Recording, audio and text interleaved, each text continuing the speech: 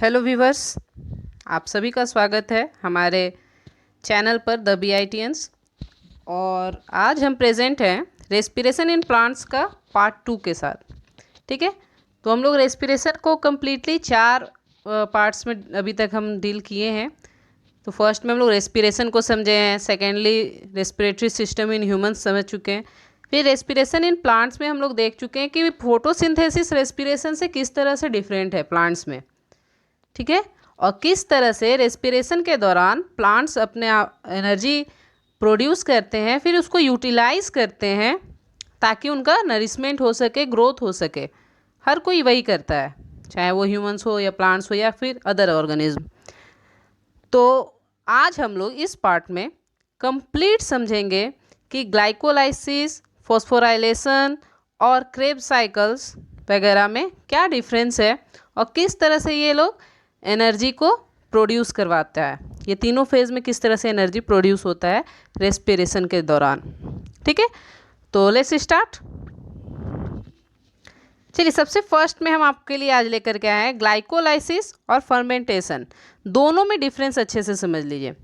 देखिए, ये आप लोगों को हम ऐसा चीज़ पढ़ाते हैं ना, और चाहे कोशिश करते हैं पढ़ाने का, जो आप लोग सर्च करोगे गूगल पे तो बहुत ईजिली मिल जाएगा। ऐसा कुछ नहीं है कि नहीं मिलेगा और कुछ हम न्यू बता रहे हैं। सारा कुछ आपको गूगल पर मिल जाएगा। और मोस्टली हम लोगों का जितना भी आप लोगों को हम लोग प्रोवाइड करवा रहे हैं, नोट्स हो, वीडियोस हो, वो हर कुछ आपको गूगल पे इजीली मिल जाएगा। लेकिन हम चाहते हैं कि आप लोग इस चीज़ को समझें, अच्छे से समझ लें, क्योंकि वो आपको गूगल पे नहीं मिलेगा। आप लोगों को डिफरेंसेस मिल जाएंगे, डिफ्रेंसिएशन मिल जाएंगे, डेफिनेशंस मिल जाएंगे, बट जिस तरह से हम आप लोगों को फीड करवाएंगे, या हम लोगों के जितने भी टीचर्स हैं इस चैनल पे वो फीड करवा रहे हैं आपके माइंड में, वो आपको कहीं पे भी सर्च करने से नहीं मिलेगा। ठीक है, तो यहाँ पे देखते हैं ग्लाइकोलाइसिस और फर्मेंटेशन, दोनों में डिफरेंस क्या है। पहला देखेंगे, ग्लाइकोलाइसिस एरोबिक और एनारोबिक दोनों में होगा, यानी कि एरोबिक तो देखिए, इसमें एक्चुअल में ग्लाइकोलाइसिस आपका दोनों में होगा, एरोबिक एनारोबिक में दोनों में होगा। और फर्मेंटेशन जो है वो सिर्फ एनारोबिक में होगा। यानी कि ग्लाइकोलाइसिस के लिए ऑक्सीजन मिल गया तो भी ठीक, नहीं मिलेगा तो भी ठीक, ये होगा ही, क्योंकि ये दोनों के एरोबिक रेस्पिरेशन और एनारोबिक रेस्पिरेशन दोनों का फर्स्ट प्रोसेस ग्लाइकोलाइसिस ही होने जा रहा है। ठीक है, लेकिन फर्मेंटेशन जो है वो सिर्फ एनारोबिक का फर्स्ट एनारोबिक में आपका होगा। ठीक है, ये प्रोसेस आपका सिर्फ एनारोबिक में होगा, इसके लिए ऑक्सीजन रिक्वायरमेंट है ही नहीं। ठीक है, दूसरा देखिए, ये सिर्फ पायरोविक एसिड प्रोड्यूस करेगा, सिर्फ पायरोविक एसिड प्रोड्यूस करेगा। और यहाँ पे जब फर्मेंटेशन होगा तो ये डिफरेंट टाइप का प्रोडक्ट प्रोड्यूस करता है, जिसमें मेन होता है वो होता है अल्कोहल। सबसे मेन प्रोडक्ट फर्मेंटेशन का होता है अल्कोहल। जैसे आप लोगों को भी पता है कि कोई भी चीज़ फर्मेंटेट होगा तो वो अल्कोहल में मोस्टली चेंज होना ही होना है ना। हर चीज़ का फर्मेंटेशन करके कोई चीज़ सड़ेगा, बदबू होगा, तो को पता होता है कि उसमें बैक्टीरिया प्रोड्यूस होने लगता है ना। तो उस तरह से वो प्रिजर्व होने लगता है और वो सोर हो जाता है, हल्का खट्टा लगने लगेगा, और वो चीज़ प्रिजर्व होने लगता है कि एक चीज़ ख़राब हुआ चीज़ फिर कितना ज़्यादा ख़राब होगा, तो वो आपको अल्कोहल ही प्रोड्यूस करेगा मोस्टली। इसलिए कहते हैं ना कि जितना पुराना शराब होगा उतना वो प्रिजर्व्ड है। क्यों? क्योंकि वो पहले से वो सड़ चुका है, सड़ कर वो फर्मेंटेट हो करके वो प्रिजर्व हो चुका है। ठीक है, इसको आप लोग केमिस्ट्री में भी डील करेंगे, तो हमको उतना अंदर जाना नहीं है अभी। फिर देखिए, ये 2 मॉलिक्यूल NADH का प्रोड्यूस करता है, ग्लूकोज मॉलिक्यूल है ये। अब NADH का फुल फॉर्म हम लोग एक बार देख लेते हैं क्या होता है एक्चुअल में। NADH का फुल फॉर्म होता है निकोटीन अमाइड एडेनिन। एडेनिन आप लोग पढ़े हुए हो ATP में, एडेनिन ट्राइफॉस्फेट है ना, वही एडेनिन यहाँ पे भी है। ठीक है, डाई न्यूक्लियोटिड हाइड्रोजन का मॉलिक्यूल होता है इसमें। अब ये क्या होता है, हाइड्रोजन एक्चुअल में दिख नहीं रहा है, हाइड्रोजन का स्पेलिंग आप लोग जानते होंगे। तो देखिए nicotine amide adenine dinucleotide hydrogen, ये क्या होता है? तो हमेशा याद रखना कि ये वो मॉलिक्यूल होता है जो कि केमिकल इक्वेशन के लिए बहुत ज़रूरी है रेस्पिरेशन के दौरान। अगर ये नहीं बनेगा तो आपका एनर्जी प्रोड्यूस नहीं होगा। ठीक है, तो ये बहुत इंपॉर्टेंट मॉलिक्यूल है। समझ में आ गया? तो ये दो मॉलिक्यूल NADH का हर ग्लूकोज पे प्रोड्यूस करता है। और ये क्या करता है? NADH प्रोड्यूस्ड जो ग्लाइकोलाइसिस के दौरान होता है उसको वो यूटिलाइज करता है। दोनों में डिफरेंस समझ रहे हैं? ये प्रोड्यूस करेगा, ये यूटिलाइज करेगा। ठीक है, तो ये जब प्रोड्यूस कर रहा है तो भी किसके लिए कर रहा है? एनर्जी फॉर्मेशन के लिए। फर्मेंटेशन जब हो रहा है और ये जब यूटिलाइज कर रहा है तो भी ये क्या करेगा? अल्टीमेटली एनर्जी प्रोड्यूस करेगा ना।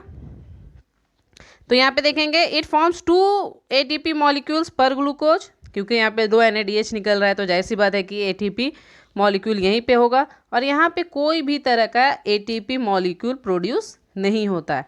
तो आप लोग यहाँ पे अच्छे से समझ गए कि ग्लाइकोलाइसिस और फर्मेंटेशन में क्या डिफरेंस है।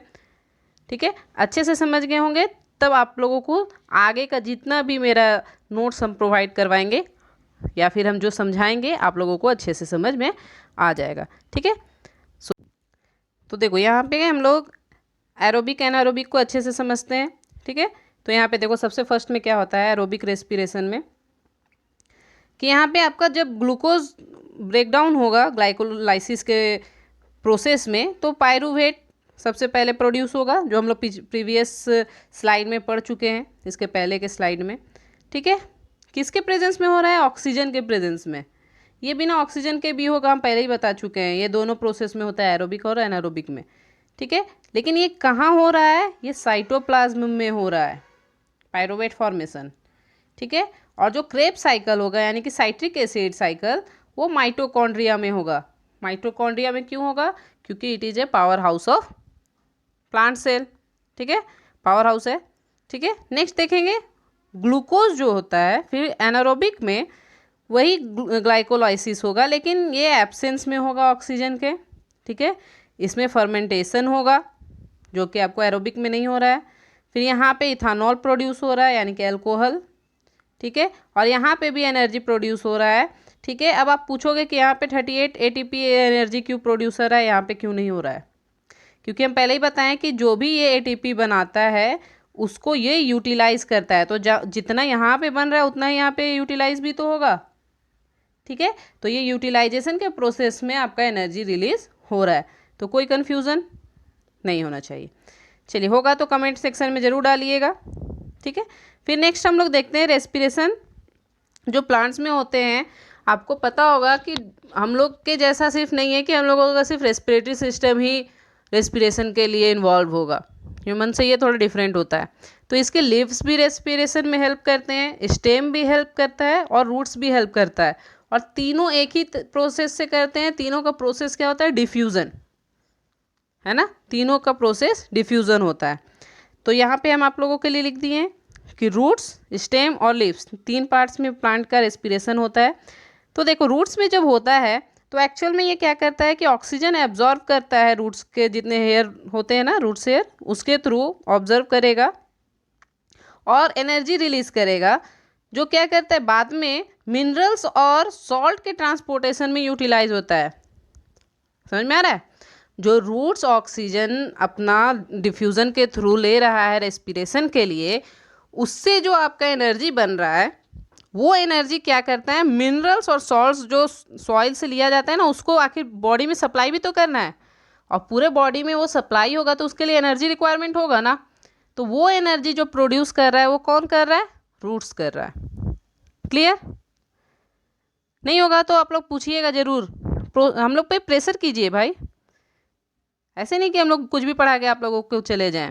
आप लोग प्रेशर करोगे ना हम लोग पर तो हम लोग और अच्छा करेंगे, इम्प्रूव करेंगे हम लोग। चलिए नेक्स्ट देखिए, नेक्स्ट आपका स्टेम में जो रेस्पिरेशन होता है, एक्चुअल में क्या होता है कि स्टेम में लेंटिकल्स जो होते हैं या जो पोर्स होते हैं वो स्टोमाटा के थ्रू, है ना, वहाँ पे खुलता है, हवा आता है और फिर डिफरेंट पार्ट्स में जितने सेल्स होते हैं उसमें भेज दिया जाता है। ठीक है। और जो कार्बन डाइऑक्साइड जो प्रोड्यूस होता है इस स्टेज पे, वो डिफ्यूज होता है स्टोमाटा में। और जितने भी बड़े प्लांट्स होते हैं या वुडी प्लांट्स होते हैं, वो लोग गैस कैसे एक्सचेंज करते हैं? लेंटिकल्स से। ठीक है, तो ये स्टेम में रेस्पिरेशन हो रहा है आपका इसी तरह से। और फिर लिव्स का तो आपको पता ही है कि लिव्स में जो टाइनी पोर्स होते हैं स्टोमाटा, वो ओपन होते हैं, गैस एक्सचेंज होता है और उस तरह से रेस्पायर होता है। ये तो आप लोग कॉमनली पढ़ते ही हो, इसमें कुछ समझाने जैसा तो है नहीं। ठीक है, चलिए नेक्स्ट देखते हैं।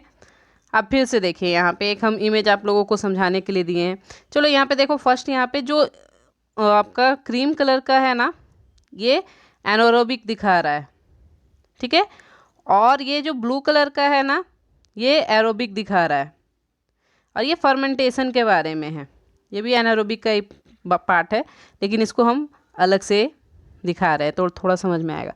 तो देखो एक्चुअल में क्या हो रहा है कि जब ग्लूकोज पायरुविक एसिड में चेंज कर रहा है ऑक्सीजन के प्रेजेंट में, तो क्रेब्स साइकिल होता है, फिर ऑक्सीडेटिव फोस्फोराइलेशन होता है, और एनर्जी कितना प्रोड्यूस हो रहा है? 36 ATP।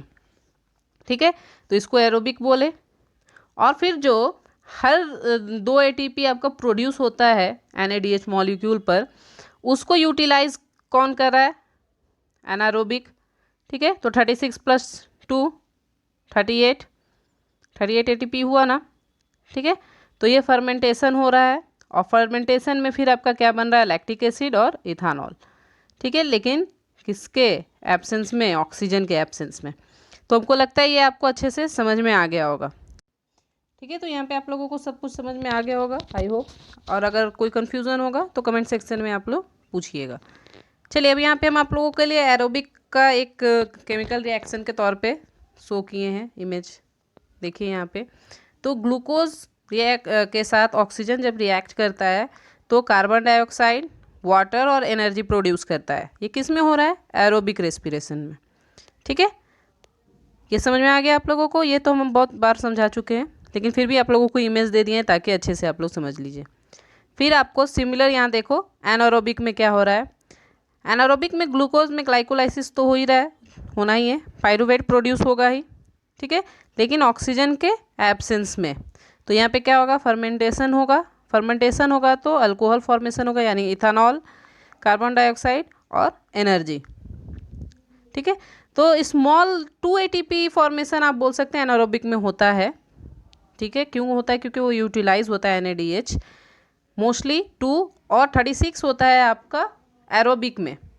ठीक है, दोनों को हम लोग लेकर के 38 चलते हैं, और वो 38 ATP आपका एरोबिक एनारोबिक मिला करके होता है। तो जब हम लोग केमिकल रिएक्शन पढ़ते हैं तो दोनों एक साथ पढ़ते हैं 38 ATP। ठीक है, मोस्टली अगर आप लोग फर्मेंटेशन में बात करेंगे तो फर्मेंटेशन में कोई भी ATP प्रोड्यूस नहीं हो रहा है, सिर्फ यूटिलाइज हो रहा है। इस चीज़ को क्लियर कर लीजिएगा। ठीक है, ये कन्फ्यूज़न में मत रहिएगा। ठीक है, तो आज यहीं तक, और समझ में आया या ना समझ में आया थोड़ा सा हम लोगों को भी समझा दीजिएगा। ठीक है, तब हम लोग समझेंगे तो फिर आप लोगों को नेक्स्ट टाइम समझाने में शायद हम लोग प्रॉपरली सक्सेसफुल हो जाएं। ठीक है, थैंक यू एवरीवन, और keep watching our channel the BITNs।